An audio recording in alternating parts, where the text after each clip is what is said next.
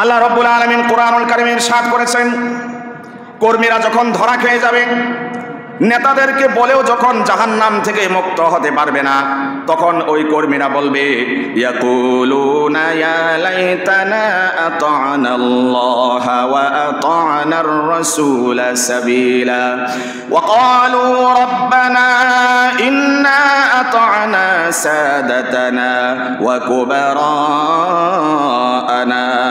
ফাআদাল্লুনাস সাবিলা।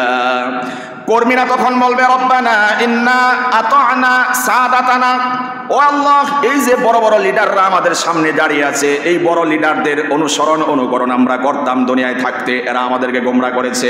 ওয়া কুবারা'ানা, এই বড় লিডাররা আমাদেরকে ফাআদাল্লুনাস সাবিলা, দুনিয়া থাকতে আমাদেরকে পথভ্রষ্ট করেছিল, গোমরা করেছিল।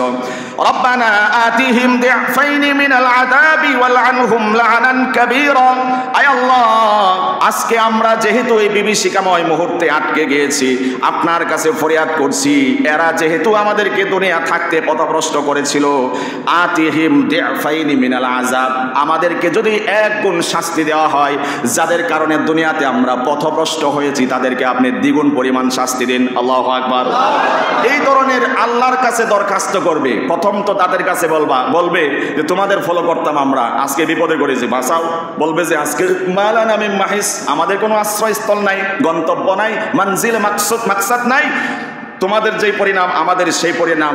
তখন বলবে তোর কারণে জাহান্নামে আইছি আমরা, আল্লাহর কাছে দেবে বিচার। আল্লাহ, আমরা এদের কারণে পথভ্রষ্ট হয়েছিলাম, এদের কারণে বিভ্রান্ত হয়েছিলাম, অতএব তোমার কাছে ফরিয়াদ হচ্ছে, তুমি তাদেরকে আমাদেরকে যে শাস্তি দিবা তার চেয়ে আরো দ্বিগুণ পরিমাণের শাস্তি দাও।